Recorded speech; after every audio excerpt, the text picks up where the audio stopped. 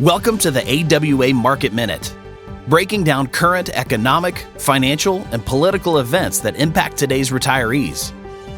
Our investment committee performs hours of research and analysis every month so that we can share simple summaries with our clients in 30 minutes or less. Featuring investment advisors Jaron Monk, Mason Page, Chief Investment Officer Scott Hoxer, and your host, founder and CEO Paul Coles. Let me introduce everyone around the table today. We've got Mason Page, who's our Chief Financial Officer at the firm, and Mason has been with us actually the longest tenured investment advisor at the team. So, and he'll be with us today as always. And we've got Scott Hoxer, our Chief Investment Officer, and he's going to be leading much of the conversation today. And then Jaron Monk, who is new to the team. He's joined us last year, and we're super grateful to have him be part of the team. Many of you have had a chance to meet Jaron. I know we didn't have a chance to do some of our regular social activities last year with COVID, so some of you haven't met him face-to-face yet. You will. Another investment advisor and a fantastic addition to our team, and then hopefully you guys know me, for those who don't, Paul Coles. So before we get started, just a couple quick housekeeping items as you guys are piling in. If everybody can hit Alt-F on your desktop. If you're on a desktop, this will work. If you're not on a desktop, it may not work. But on a desktop, if you hit Alt-F, that'll change the zoom into what's called full screen mode. And then our window will be a little pop-up that'll sit on top of the PowerPoint presentation. And we're going to test this out and see if it works well. You can resize that window. So if you grab the edges of that window, you can resize it and blow it up as big as you can. And then you can actually drag it anywhere on the screen you want. If you drag it to the bottom right-hand corner of your screen, it won't be on top of any of the slides that we'll be going over today. That's how we designed the slide deck, so that you can put that window right on the bottom right-hand side of the screen, and it won't interfere with any of the content. You'll be able to see us and the content, and hopefully it's a better viewing experience. So if anybody has any questions on that, feel free to chat them to Ben, and Ben, let us know if anybody has any questions. We can try to answer those again. Like I said, and for those who are new jumping on, the chat feature is available. Chat to Ben, and he'll stop us, and we'll go over the information. And we'll just try to do this round table discussion between the four of us panelists here. So we'll be talking to you, but talking to each other as we go through this. So you guys ready? Yeah. All right, let's cover today's agenda. So we're going to talk about a few headlines today. I think that's where we're going to get into the GameStop short squeeze conversation. We're going to talk about the Biden tax proposal. Mason's going to lead us through kind of some conversation on what we have seen through all of our research on what we might expect happening, but all this, just it's all proposal. All proposal. Right? And we're going to talk about the 2021 economic outlook. Scott's poured in countless hours of research to kind of get a good feel for where we feel the economy's headed, and we want to talk briefly about that. And then we want to wrap up the conversation with a review on smart retirement, which is a proprietary mathematical approach to dynamic distribution modeling for our clients. And we'll talk about why it matters, to ensure that there's just some peace of mind and confidence, regardless of what happens next in the market. So just a quick disclaimer. Today's discussion is intended to be educational. It's intended to be for a generic audience. It's really not designed to be specific advice. So please don't misunderstand what we talk about today as specific advice, but rather just a generic entertainment discussion that will be educational in nature. So nobody act on the information we're providing to you guys today without first talking to us one-on-one, and then we'll talk about whether or not you need to act on that information. Is that pretty clear? And we'll try our best to make it entertaining. And we will. That's our promise. We will. We'll try our best to make sure that nobody falls asleep, and we'll probably wrap this up in 30 minutes or less. So who had a chance to watch the Super Bowl this weekend? Yeah. Saw it. Yeah. Did you? Jared? I watched most of the highlights, and I wasn't able to see the whole thing. All right. So Chiefs fans, Brady fans. So I was rooting for the Chiefs, but I put my pocketbook with the Bucks, and so I came out on top. Good. So. That's when you split the difference and you can't lose. That's right. Yeah, it's when you bet against your own favorite team. Yeah. Well, very cool. Well, we had a chance to watch the Super Bowl, and Tom Brady pulled off, what many people felt like was evidence that he truly is the greatest player of all time. 7 Super Bowl wins. It's more than any franchise in the NFL has ever won. So that's pretty remarkable. And I love that he was with the Bucs, kind of a team that's been off the radar for a lot of years, and he took them to a championship. So another Buck that many people don't realize was actually a guy named Steve Young. You guys know Steve Young was actually drafted by Tampa Bay when he started in the NFL. So Mason, I'm sure, knows that. That was after the USFL. It was after he had a stint there, came to the NFL, and then Tampa Bay brought him on. So his rookie season with the Bucs, pretty interesting experience. And he actually writes about this experience later in life as he's retired from the league now. And I'll just share it because I think there's some good insight that we can apply to our conversation today. So he's a rookie with the Bucs, and he's down playing against the Indianapolis Colts. They're in the fourth quarter. They're losing. He's the quarterback. He's trying to mount, this victory, which, it would be pretty impressive if they could make it happen. And in the middle of this, trying to incentivize and motivate his team, the referee walks over to the huddle, taps him on the shoulder, and says, "Hey, can I talk to you for a minute?" And this is out of Steve Young's book, so I'm not making this up. So he brings him out of the huddle, and the ref says, "Hey, I want to tell you, my daughter is going to be attending BYU in the fall." He says, "Are you serious?" He said, "Yeah, my daughter will be attending BYU, and I'd like to, see if you wouldn't mind showing her around BYU and Provo. I know you went to school there, and you probably have a pretty good lay of the land, and maybe you could introduce her to the people she needs to know." And he says, "Okay, that sounds fine." And he says, "What's her name?" And the ref tells Steve Young his daughter's name. All during the game. All during the game. I mean, they're in the middle of the huddle. He pulls them out, maybe a TV timeout or something. So Steve Young says, "Do you mind if I go back to play?" He says, yeah, go play. Gets back in the huddle, and he thinks to himself, "This is crazy. I can't get away from this. I mean, this is just nuts."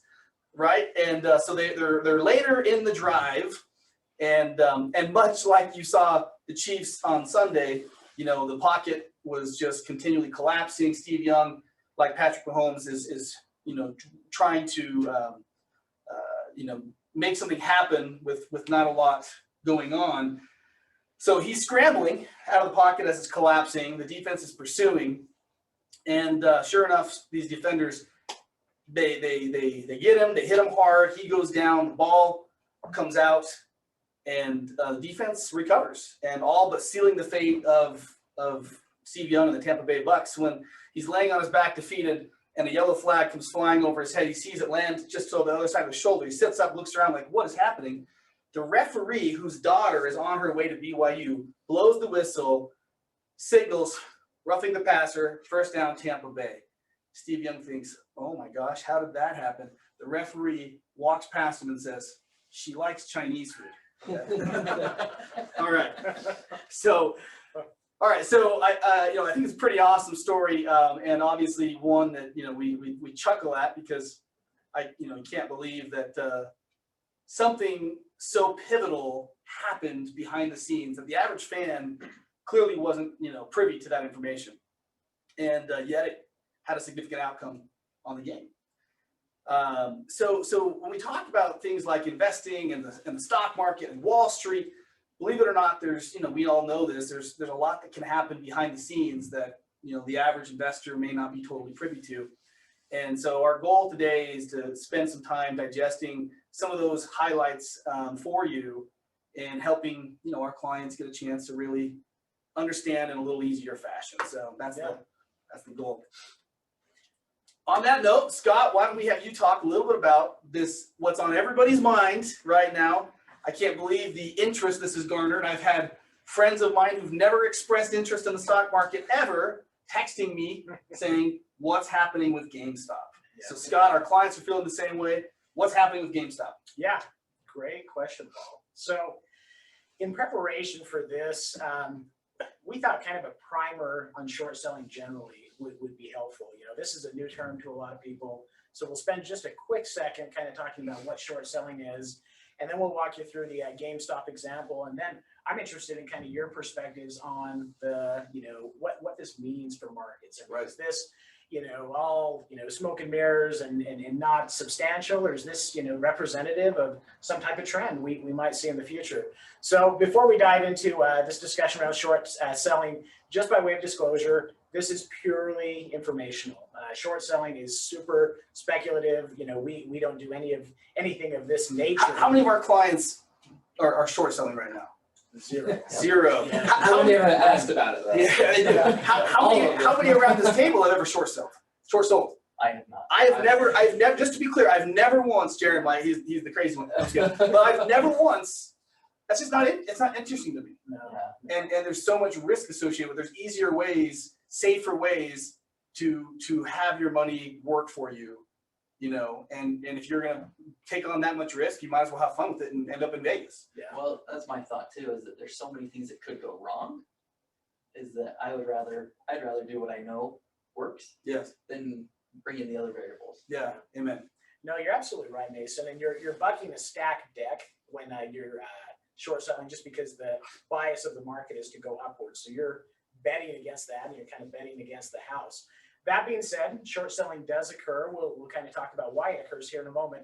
But just by way of introduction, as far as how short selling works, what you're doing when you short sell is you're hoping that a security or stock goes down in value. So if you look at this chart right here, if the green path follows, you make money. If the red line follows, you lose money. But basically what you do is you borrow shares of stock, turn around and sell that stock. The money that is obtained from selling that stock gets set aside as collateral, and then it's a waiting game. Then it's waiting to see if it follows the red line or the orange line or the green line. And so what I want to do is walk you guys through the GameStop example specifically. Please do. Because I think this will be helpful. So as far as GameStop, some of you guys might be familiar with GameStop. They're a kind of brick and mortar retailer. They sell video games and the like.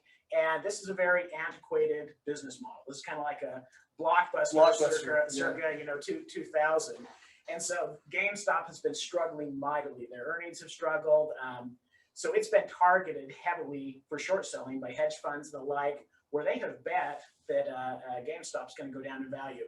So just to walk through a quick example, let's say hypothetical hedge fund A has a bad outlook for GameStop, sells 1 million shares short, and basically has $17.25 million in sales proceeds. So they do that early on, beginning of the year. They're not feeling pretty good about GameStop.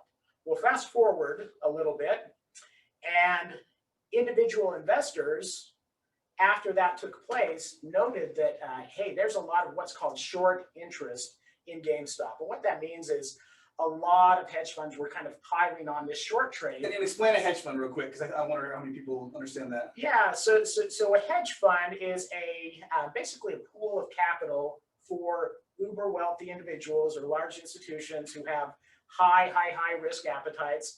And hedge funds aren't really constrained by any investment strategy. If you invest in a mutual fund per se, and it's a large growth strategy, they're going to invest in large growth.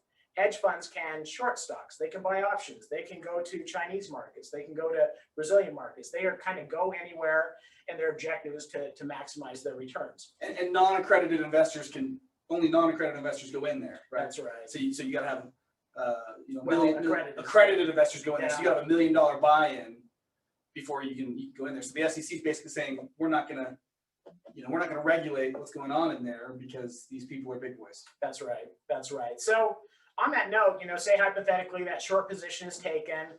There's tons of what's called short interest. So that means there's a scarcity of shares in the event that someone wants to get out of their short position.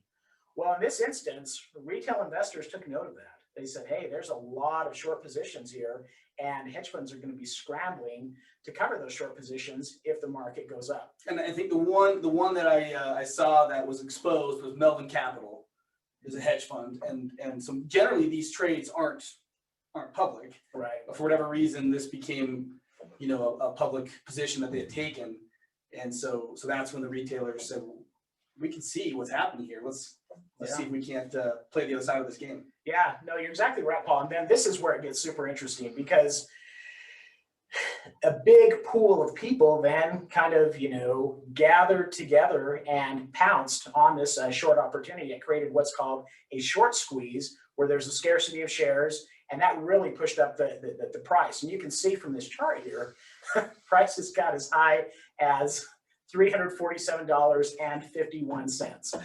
So company. From $17. Yeah. yeah. There's Well, a lot of people losing sleep and a lot of people sleeping pretty well during that. Yeah. that's right. Yeah. That's right. So to kind of show you guys what the mathematics look like on this, if that had happened, if this scenario had played out, hedge fund A, take a deep breath, would have lost $330 million.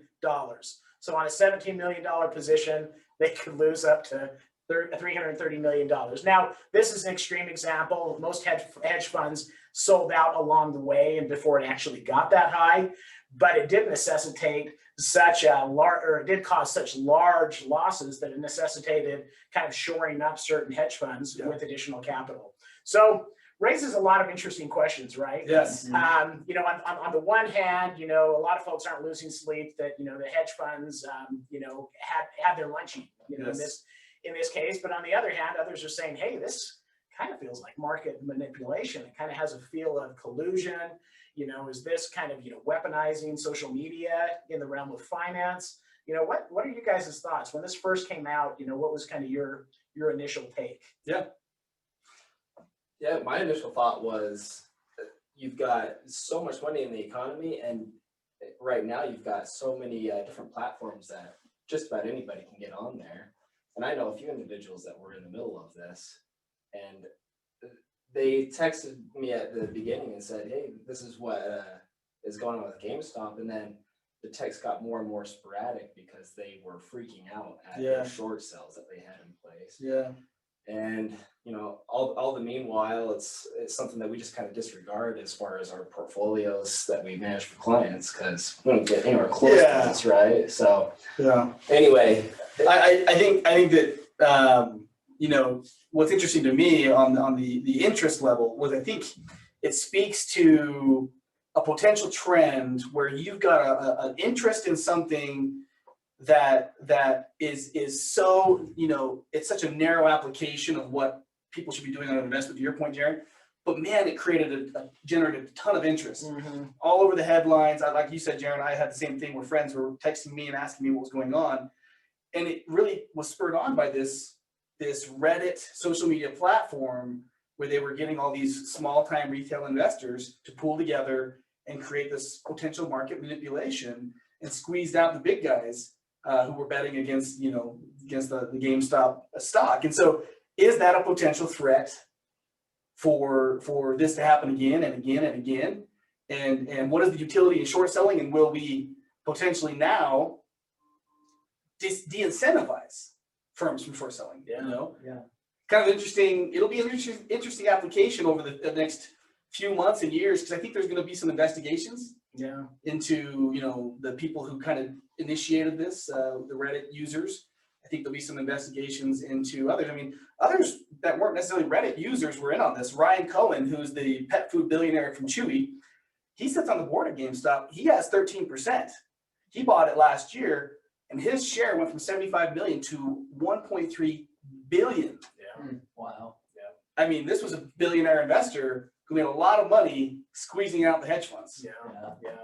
So, no, it does raise a lot of interesting questions. And I think, for purposes of our clients and those on this call, this is very much on the periphery at this point. As far as market integrity, I've been in this business knocking on the door of 20 years and have seen kind of the institutional side, have seen kind of how the sausage is made, so to speak. And I don't have any questions about market integrity, and there's no concerns from that perspective. But this is something on the periphery, and it's a trend that, to your point, Paul, it'll be interesting to see if this continues. And if so, does it represent, the democratization of finance on an even larger scale? Right. 20 years ago when I started my career, it was still call up your broker, buy a stock, pay a heavy commission.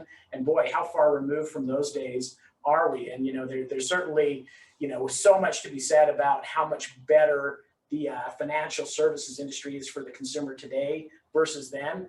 But it does present some of these odd scenarios. And to wrap that whole thing up, it really isn't applicable to our retiring clients.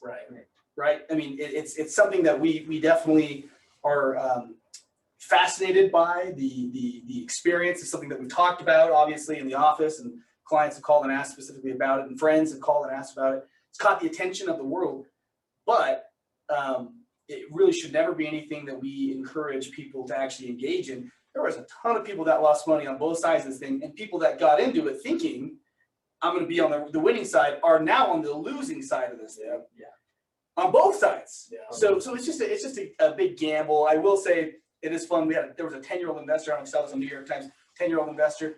He had $60 in GameStop stock, and it was just because he was interested. You know, he'd go to GameStop enough, and his mom wanted to get interested in buying stocks. He picked GameStop, which, you know, for all intents and purposes, should have been like a terrible stock pick. I want your house, Mom. Somebody should have said to him, "Hey, you know, there's winners and losers, and you're buying a loser." And he sold out his $60 share at a 5,000% return.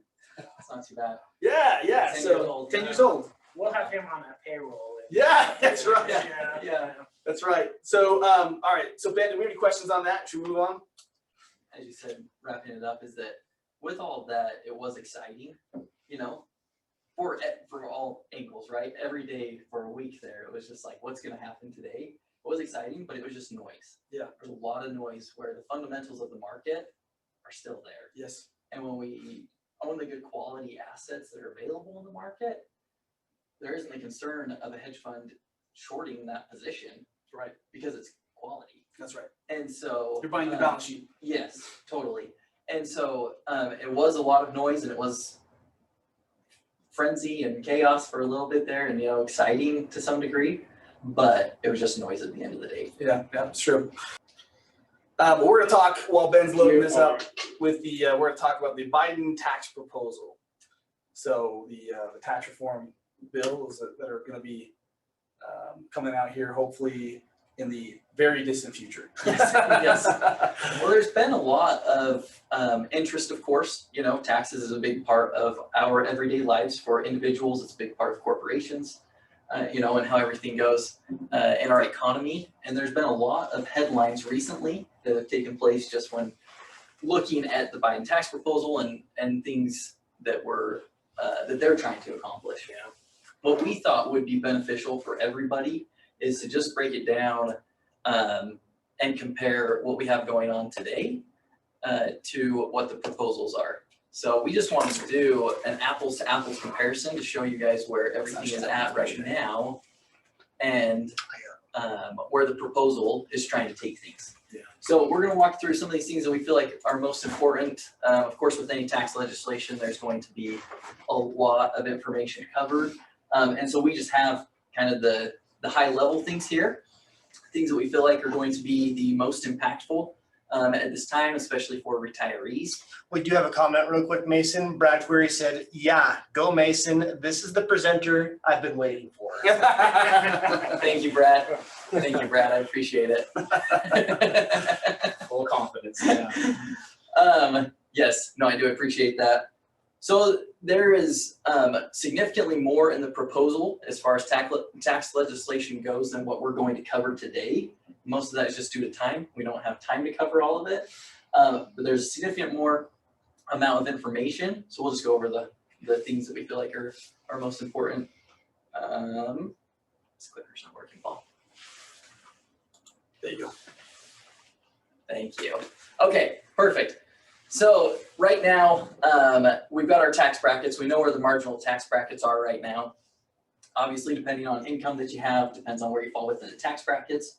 The highest tax bracket at this point in time is 37% as far as what your taxable income is. The Biden proposal has that changing to 39.6%, which is the same amount prior to the Trump tax changes of a few years ago, 2017. Just rolls it back. Yeah, so this would be rolling back. Now, everything that they've discussed in the proposal keeps the other tax brackets intact.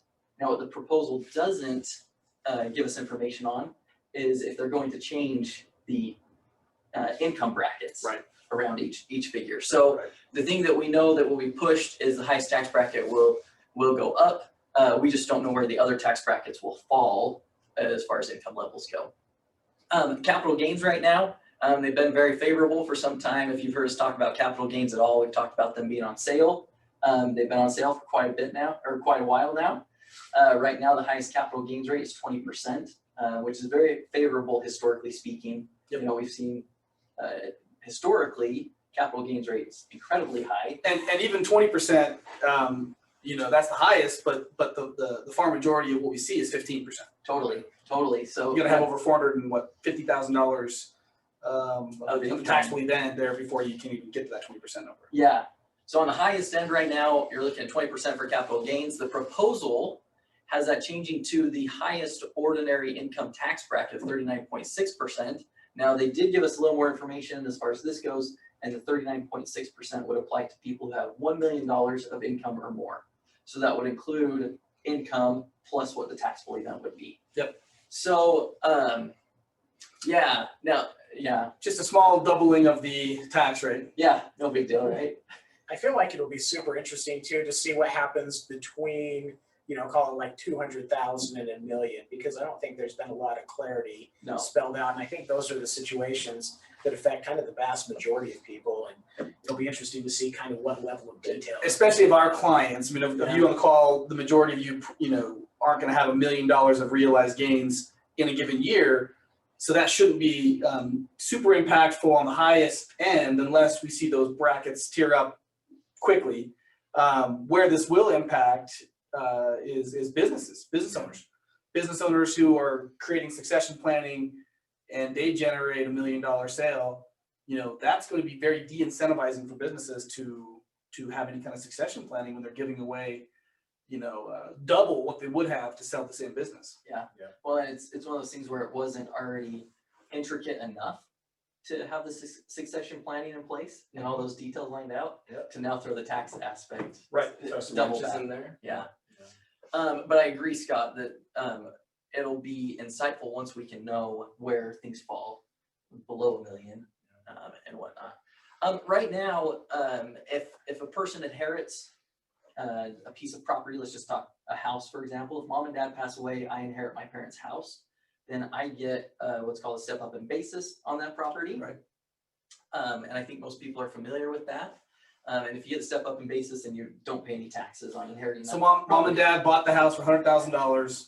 They pass away. We sell the house for $500,000. The $400,000 of unrealized gain is forgiven. Yes, thank you, Paul. That's a good way to explain it. Under the Biden proposal, they've looked at repealing that step up in basis. Now, the details, once again, are super fuzzy, whether it be And the devil's in the details. Yes, and whether somebody would be taxed based on when the parents passed away, Right. if they would be taxed based on when the property is sold or whatever it might be. But right now, the idea is to eliminate that and repeal the step up option, which changes things for everybody. That's something that is significant all the way around when we're looking at planning, passing on to the next generation, planning for the previous generation, passing on to you guys, whatever it might be. Right. It changes things significantly. So step up in basis is something that they're looking to do away with as well. Estate tax, this has been increased quite a bit in the recent years. Right now, the estate tax exclusion. Yeah, Lloyd Thompson just commented, the higher rate for capital gains will have a significant harm for farm families trying to pass on the family farm. Jaron, you could probably speak to that.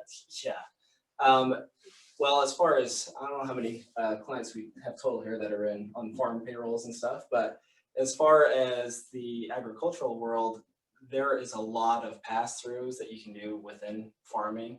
So if you want to take how complex the situation is already and then see how many LLCs you can set up through agriculture and the subsidies that they create, it really is a whole nother ball of wax. So that's something we just have to go through in detail, because I've worked with some of those estates in the past, and they are extremely detailed as far as how this would even apply to it and where we go with it. I think to Jaron's point, what this does is it just creates more planning. Yeah. Yeah. At the end of the day, you know, there's you know, all these adjustments that every president will take initiative on you know, making reform in tax legislation or whatever, and what ends up happening is once we know the new laws, then you know the strategies and the planning come into play, and you just try to do more planning. Mm-hmm. So you know, this would just create a potential,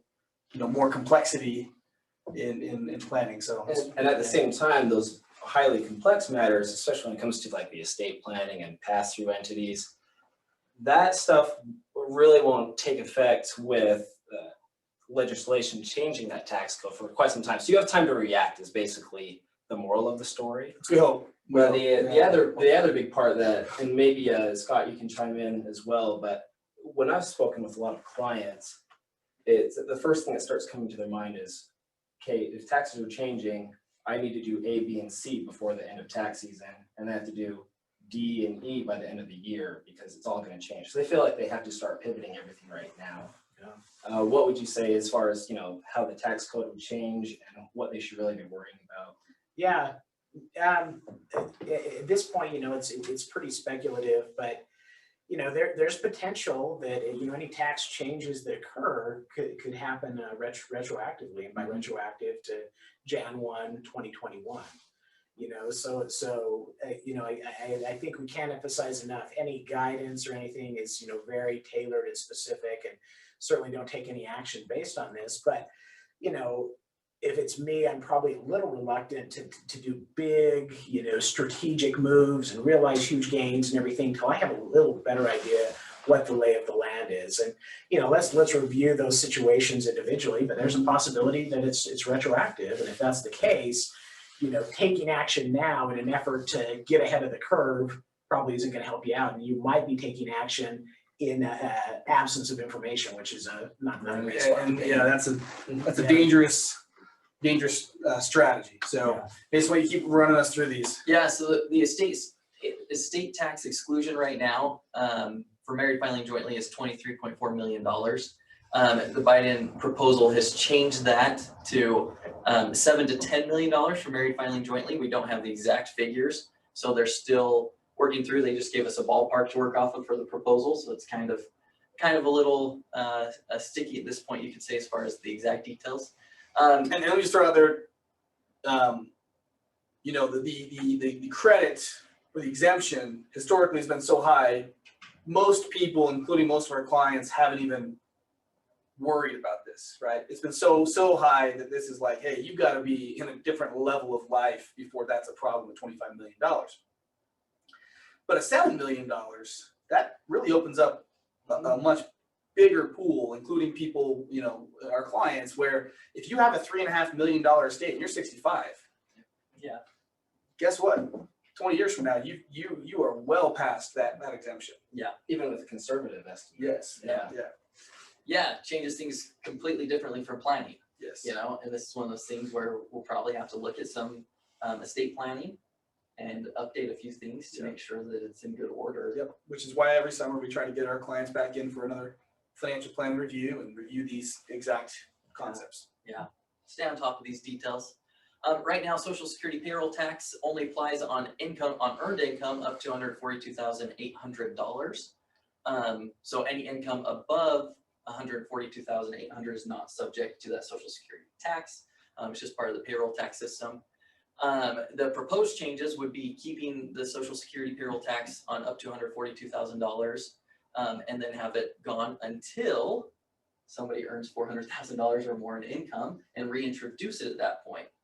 And so high income earners are going to be paying Social Security tax on the way up their income and then reintroduced. And so it creates a donut hole. And now these high income earners are going to be paying more in taxes, Social Security taxes. Their benefits are going to be increasing though. Yeah. And so the idea is to make up shortfalls in other areas of the budget, the federal government budget. Yep. But yeah, won't be a direct benefit back to the person. Corporate taxes right now are 21%. The proposal has them increasing to 28%. And just for clarity, they're probably not going to impact any of our clients. These are for C Corps, not LLCs. Totally. So LLCs, S Corps, those entities that are pass-through entities, not going to be a difference as far as those entities go. This would just be for the big C Corps. 1031 exchange. Right now you can do a 1031 exchange of real estate to another piece of real estate and not have to realize or pay taxes on your gain.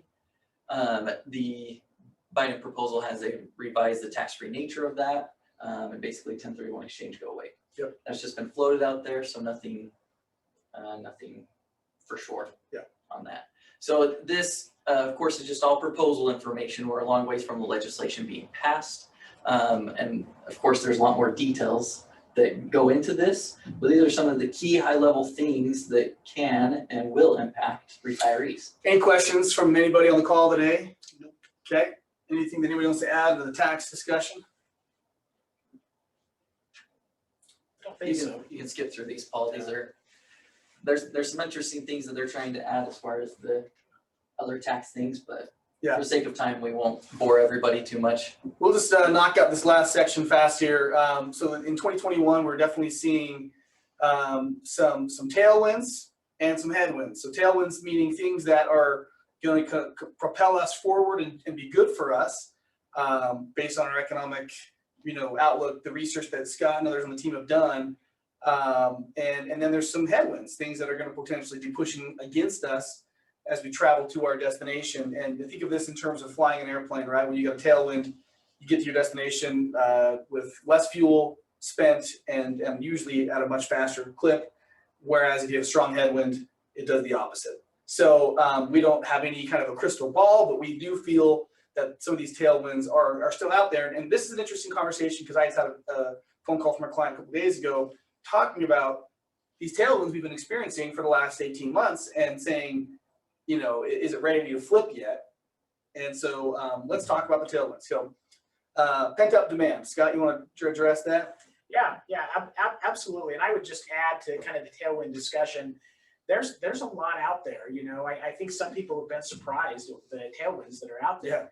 This isn't something where we put our heads together and said, hey, we got to find something nice to say about the economy, so we're going to contrive some stuff. No, this is super authentic. There are some genuine tailwinds that we see out there. One is pent-up demand. What we mean by this, when COVID hit, it's like a dam was erected and water's just been cooling behind that dam. At some point, that dam kind of collapses and crumbles, and there's just a mountain, or a wave, I should say, of economic activity waiting to happen. People will go on vacations again. People will go to movie theaters. People will make capital expenditures that they weren't otherwise going to make. So there's just this mountain of demand waiting to be unleashed. And assuming we get through the COVID, restrictions and lockdowns and all the issues that we are still dealing with, as soon as that part of this, economic cycle is over, that demand is going to be interesting to see, what the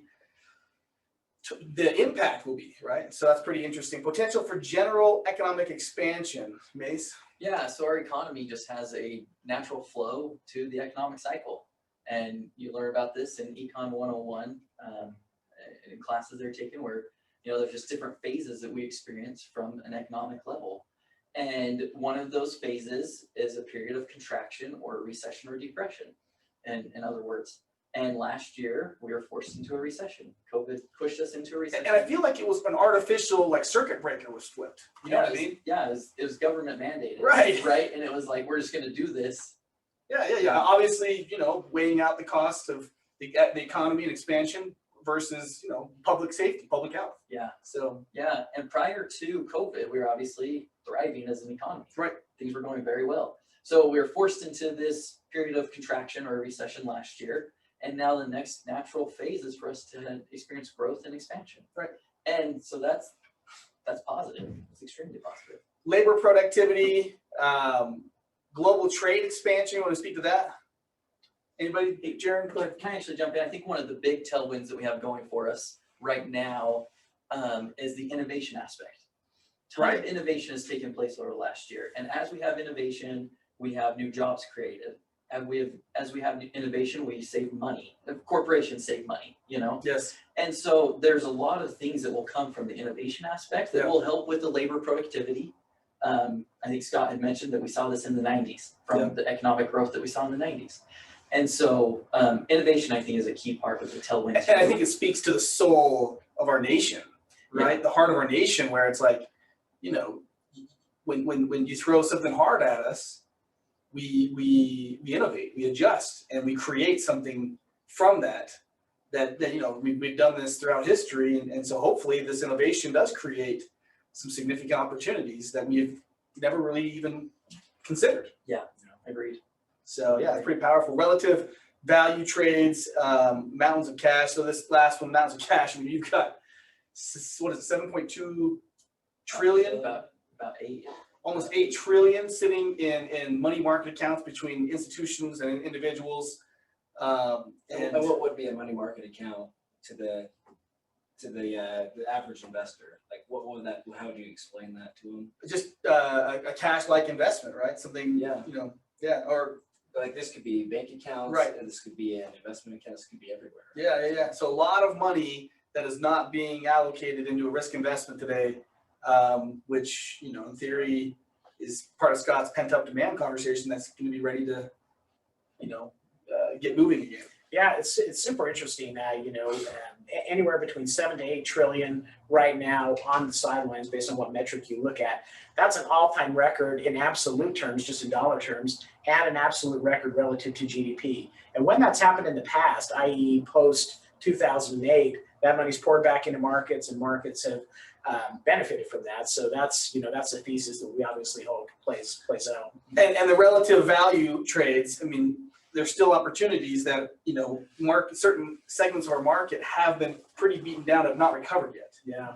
And so we believe that there's going to be opportunities to still have great growth opportunities in some of those, you know, value positions. Yeah, you know, international comes to mind, value stocks come to mind, you know, their earnings multiples are way below, you know, some of the growth multiples that have carried the water for the market over the past year. So as we've been doing our current kind of maintenance activities with our clients, we've been doing a lot of that conversation, as you know, pivoting for opportunities. Yeah.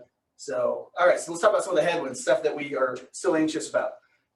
Political turmoil.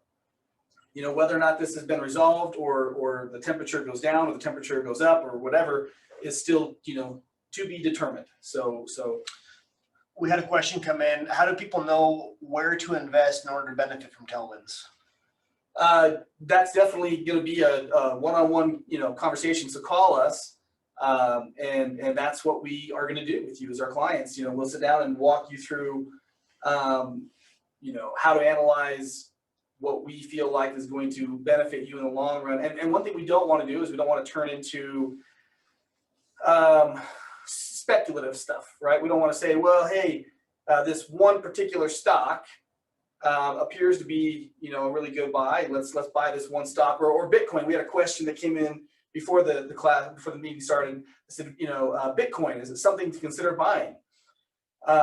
You know, could it be? Sure. Yeah, you bet. All cryptocurrencies can be something worth looking into, and having an element of your portfolio invested in something like that could be, you know, a benefit as a small percentage of a well-constructed retirement portfolio.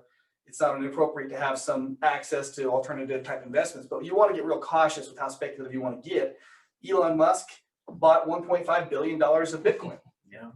You know, obviously he's going in there, but as a percentage of Elon Musk's portfolio, that's actually not, you know, representative. That's not going to be some kind of a misallocation of alternative investments versus fundamental investments. So don't get caught up in that and think, okay, well, you know, I should take $100,000 and go buy Bitcoin. If you have $1 million investment, that would be wildly inappropriate. Yeah.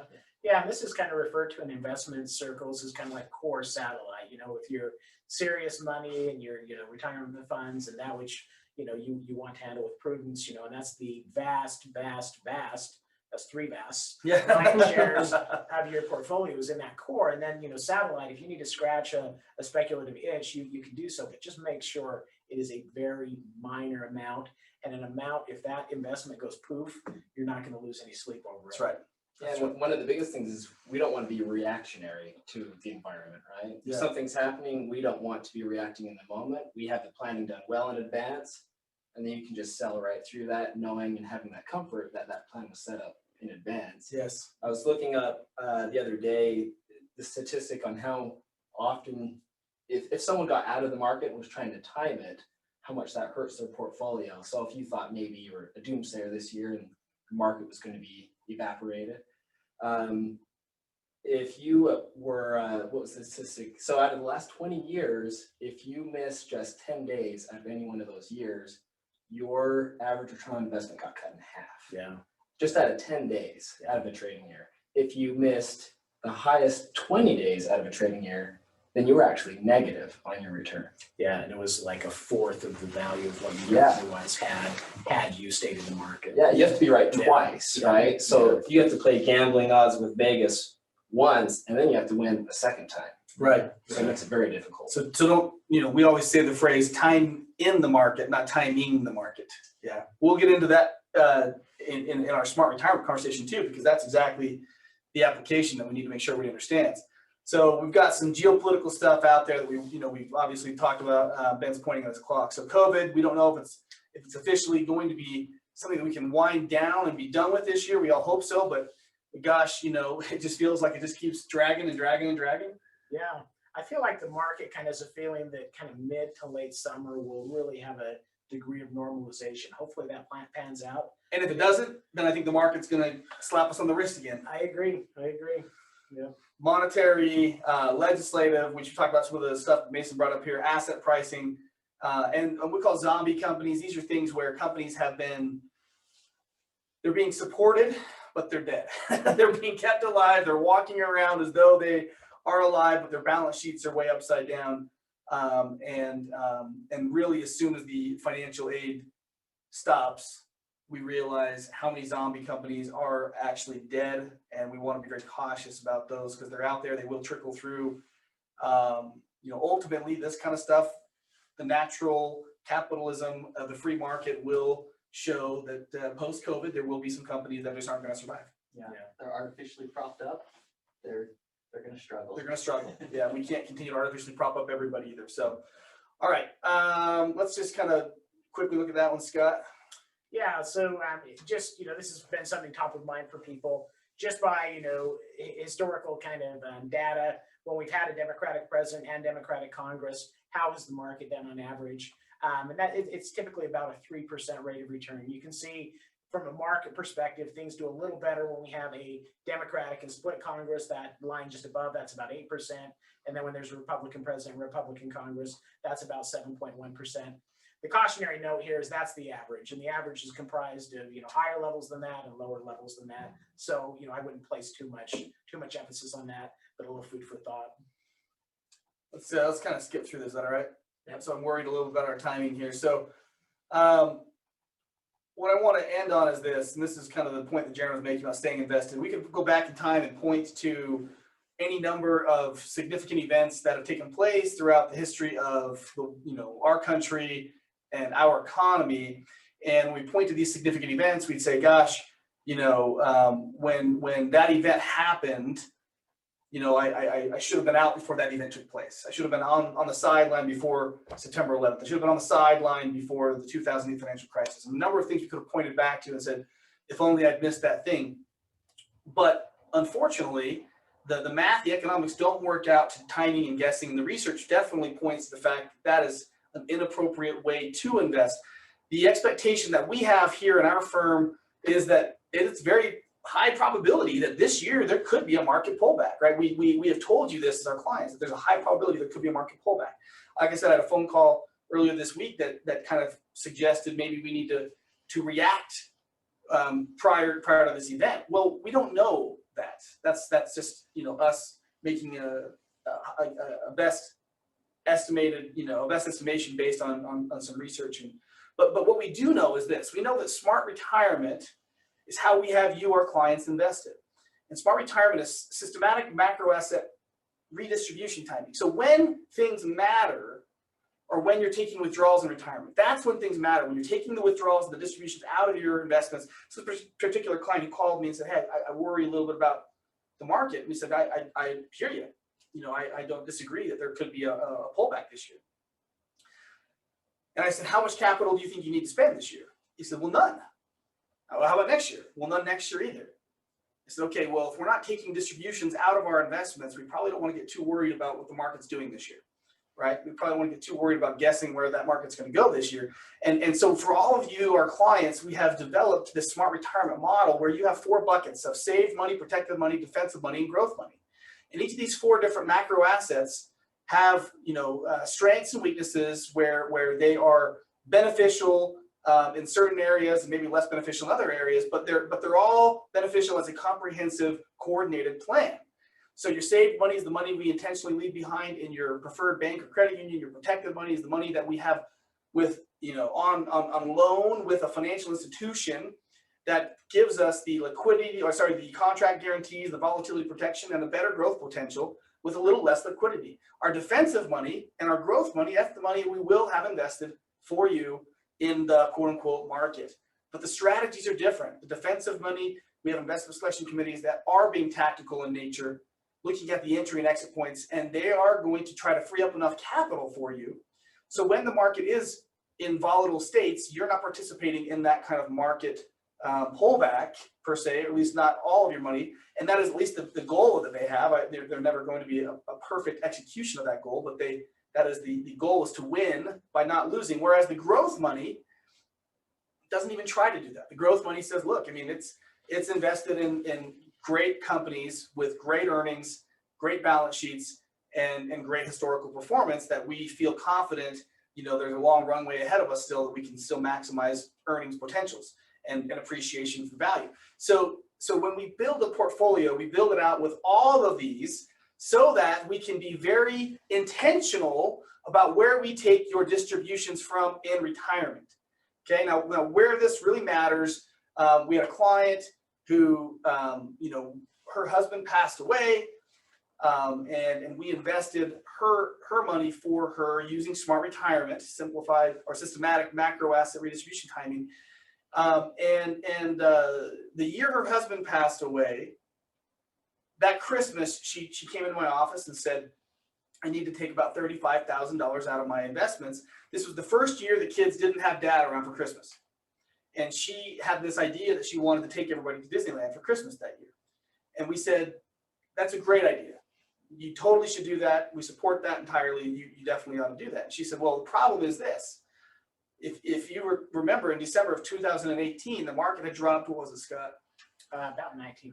Almost 20% in 1 month, okay? And this client was watching the headlines and had seen that the market was making those kind of movements. And she said, Paul, if I take this money out now to go on a trip with my kids to Disneyland, that vacation could cost me double that price by the time I liquidate my shares of whatever stocks I own in order to finance that trip. And she was all worried about it because she was looking at the growth money. We said, but remember, we have this defensive money, that yellow bucket. And these investment selection committees, they've already anticipated some of the market movements prior to this December event, and they had put a large percentage of her portfolio back into cash. So we said, you can access $35,000 out of the yellow bucket and take your family on a nice vacation, and you can do this. You can afford this. And she said, well, how much will it cost me? We said $35,000. She said, wait a minute, so I can access the full $35,000 and it doesn't have to liquidate any of my shares. And we said, that's correct. Those were already in the defensive bucket. They were ready for you. And I'll tell you right now, you watched this just sigh of relief come over this client's face, and a peace of mind that kind of fell over her. And she realized with smart retirement, she was going to be okay regardless of which direction the market was going to go over the long period of her retirement. That's the goal, right? While we allowed her red money bucket to continue to grow. And sure enough, because we had liquidated that position, 2019 was a phenomenal year for her. And everything works out really well. We watched this happen back in March of 2020 when the market was having major problems, and it was very validating to watch our smart retirement models really hold up well during this major market upheaval. So the long story short is this: don't try to time the market. Keep timing, or don't try to time the market, but put time in the market. That's the goal. That's what I'm trying to say, is put time in the market and allow through smart retirement to plan out your distributions. And so as we meet with you, our clients, every year, multiple times a year, we're looking for these, when you're going to be taking distributions, and we balance out these macro assets and time where we're going to take them from to allow your money to really grow for you. And we're less concerned about, if the market's going to go up or down this year or flat. We know any of those things are possible. And we don't want to get too excited about that. And just, I'll plant the seed right now. If the market does have a 15% drop this year, that wouldn't surprise anybody at this table today. And so, but that doesn't mean we want to throw everybody back into our protected buckets today either. So Ben, do we have any last minute questions? Okay, anybody else want to throw their 2 cents on a smart retirement? I think you've articulated it well, Paul, where, these market downturns are very validating to show, the downside protection it offers, and then also the kind of upside benefit. And then, just to kind of put a pin maybe or a bow on our discussion around the market, this is an interesting year. It's one where you can make a real principled argument that it's going to be a good year, and a principled argument as well. It can be a challenging year. So, that's kind of the dichotomy that we have at this point in time.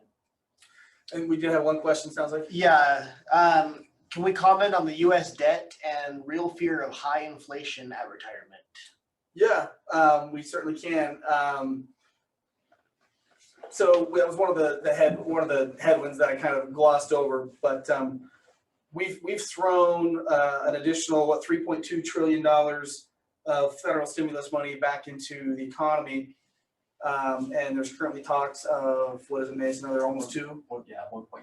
Another almost $2 trillion being discussed, and there's definitely some pushback on that, and so maybe we won't see the full 2 trillion, or maybe it'll adjust where it goes, but that's a lot of money to get thrown back into the money supply, and so inflation is really a component of, there's two variables that will drive inflation, and the first is money supply, how much money is actually floating around in circulation.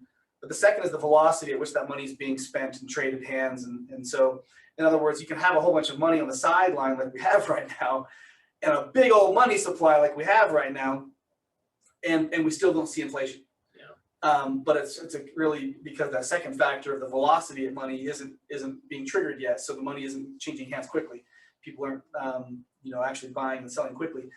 So I think based on all the discussions that we've had leading up to this, you can surmise that, with that large influx of capital into the economy and the potential for this quote unquote dam to break that Scott talks about would, be indicative that we would probably see an inflationary period. And I like how you put it, Scott. We're not talking about, how do you say it? Yeah, it's not going to be like the Weimar Republic where there's wheelbarrows of cash to buy a loaf of bread. Right. We see it more like, circa 1970s or 1980s. And probably not in 2021, but in years to come, there's definitely some inflationary tailwinds. We take a lot of solace in the data that shows stocks are the best hedge against inflation. Stocks and real estate tend to weather inflation extremely well, far better than precious metals and some of the other things that are touted as being the best vehicle for inflation. And there's a great article that Scott actually wrote specifically on this subject, because we do that question a lot where they'll say, well, I worry about inflation, so I want to go buy gold or silver. And generally that's information that is being given to you through an advertisement on the radio. That's not great researched information. So another question, go ahead. Do you recommend even spending that stimulus money? Like an individual?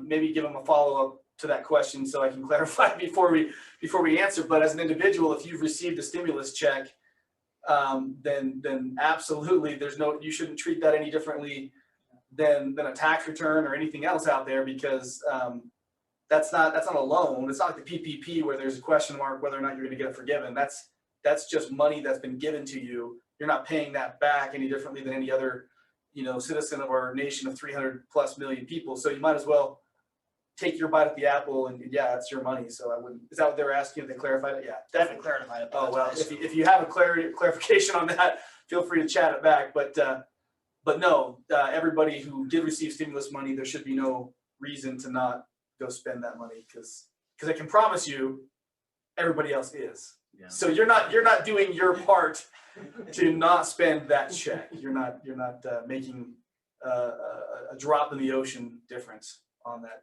debt. So it was intended to be spent, and obviously it's individual by individual, but the intention was to spend the money to help get money flowing in our economy once again. Yeah.